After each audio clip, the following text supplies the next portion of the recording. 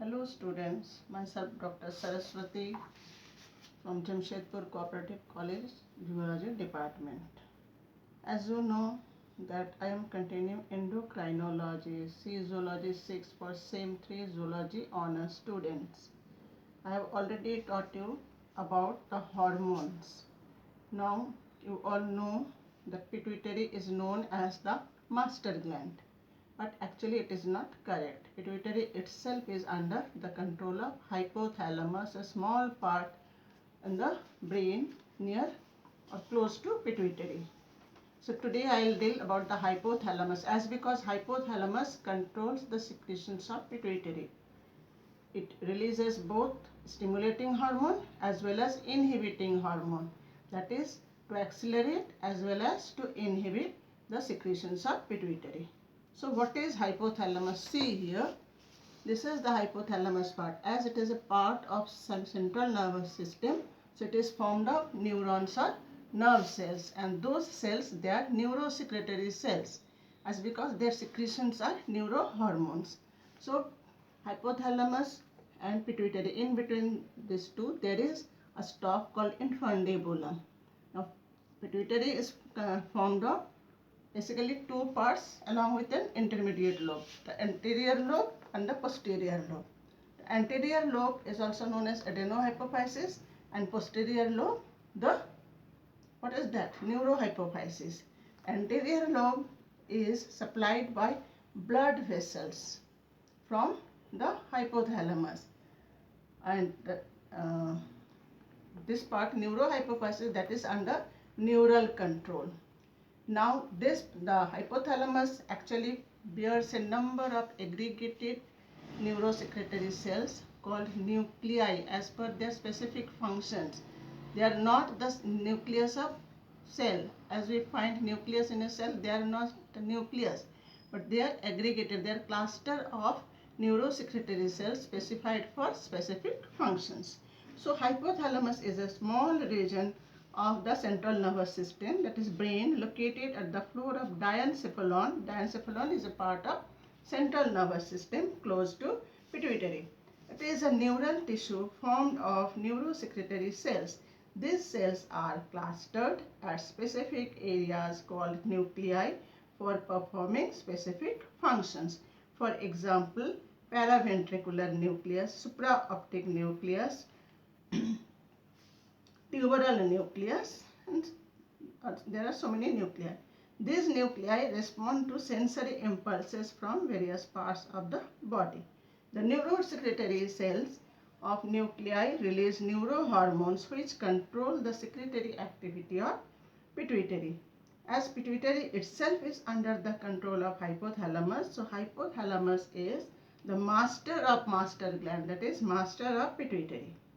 All the hypothalamic neurohormones are peptides, that is they are proteins formed of amino acids, and most of them are carried by hypophyseal portal system. This is as because these are the blood vessels, so most of them are carried by hypophyseal portal system, that is blood vessels, to adenohypophysis part of the pituitary, whereas where they function as releasing or inhibitory factors.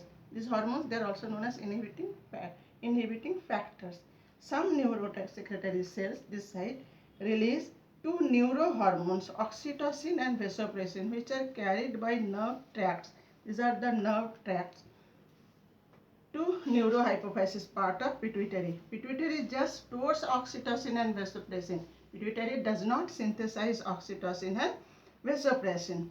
So these two hormones, they are secreted by hypothalamus, carried by nerve tracts to pituitary. So neurohormones secreted by the hypothalamus, apart from oxytocin and vasopressin, the remaining neurohormones of hypothalamus, they are carried to adenohypophysis and function as releasing hormones, also called as releasing factors, or inhibiting hormones, the inhibiting factors. These are as follows: thyrotropin releasing factor, TRF, thyrotropin releasing factor, TRF, or thyrotropin releasing hormone, TRH, that is not thyrotropin but thyrotropin releasing hormone. It stimulates pituitary to secrete TSH, that is thyroid stimulating hormone. So it will activate pituitary, it will stimulate pituitary to secrete TSH. Second is corticotropin releasing factor, CRF, or corticotropin, TROPIN, tropin releasing hormone, CRH. It stimulates pituitary to secrete corticotropic hormones. Now the third one, gonadotropic hormones releasing factor or gonadotropin releasing hormone, GRF or GnRH, gonadotropin, GnRH. It stimulates pituitary to release gonadotropic hormones, which are of two types, FSH-RH, that is follicle stimulating hormone releasing hormone, and LH, luteinizing hormone releasing hormone. Releasing hormone, these are in females, these are luteinizing hormone, and ICSH-RH, that is interstitial cell stimulating hormone releasing hormone in males. In between the seminiferous tubules in males, you have seen interstitial cells. There are patches of interstitial cells.